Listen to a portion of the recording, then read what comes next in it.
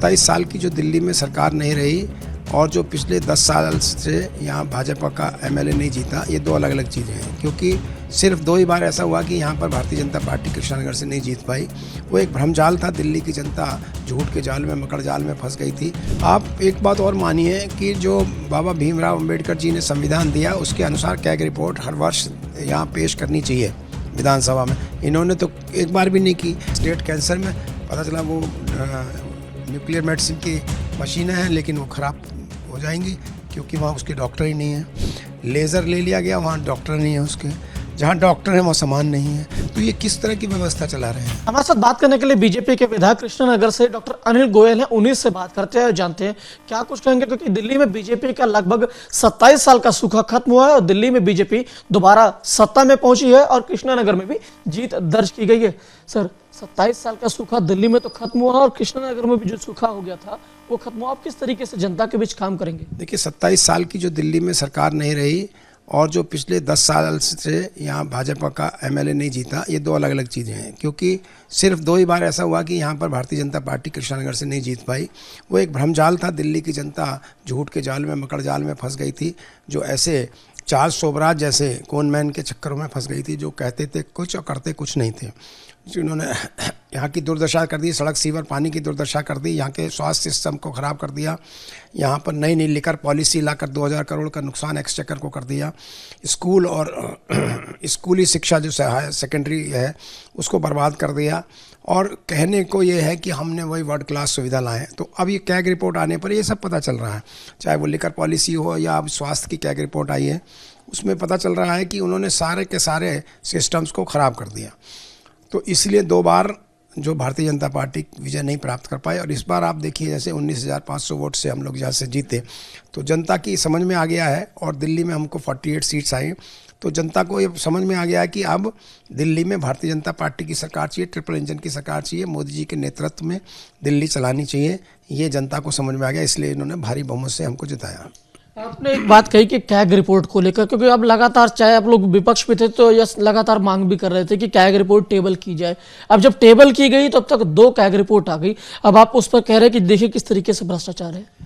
देखिए, CAG report ना अनियमितता बताती है और उसी में फिर भ्रष्टाचार फिर जांच होती है।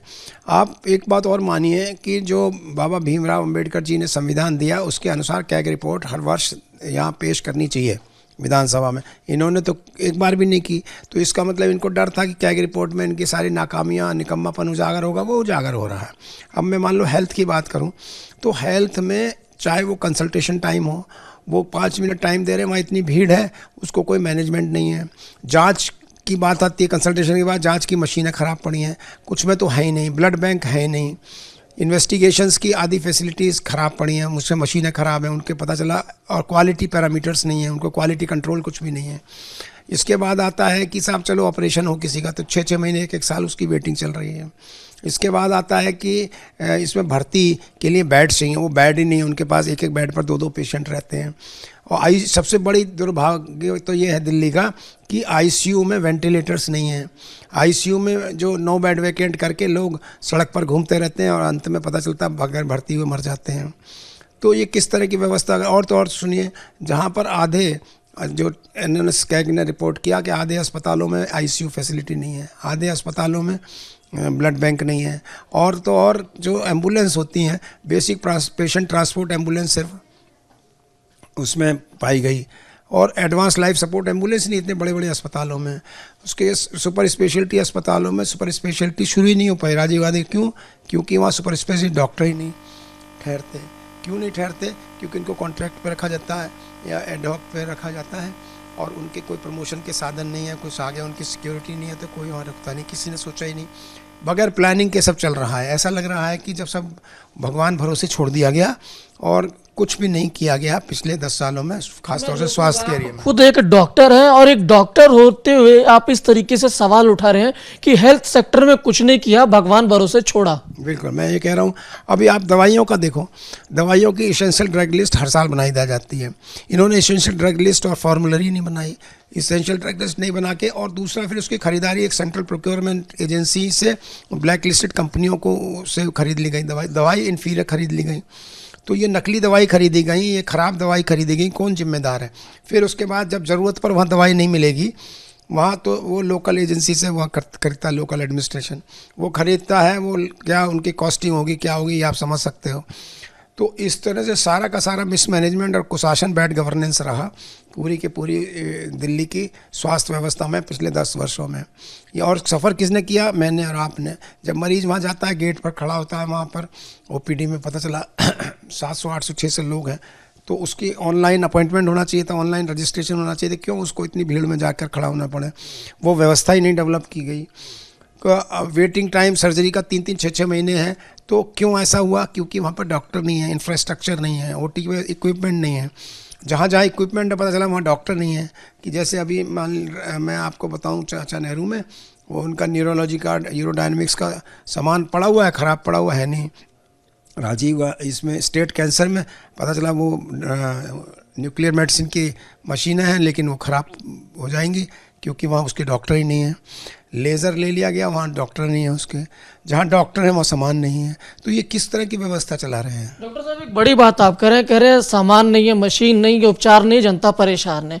आप डॉक्टर हैं और दूसरी तरफ से जो पेशेंट आता है, दोनों की बात आप सुन रहे हैं, तो उम्मीद बढ़ जाती है। तो सदन के अंदर या सत्ता में आप है, तो ये समाधान कैसे होगा? देखो, आप किसी भी चीज़ के लिए स्ट्रेंथ वीकनेस एनालिसिस करना होता है। जब हमको मैं डॉक्टर हूँ, आप ये भी मुझसे पूछ सकते हैं डॉक्टर एमएलए में किस तरह जोड़ रहे हैं आप।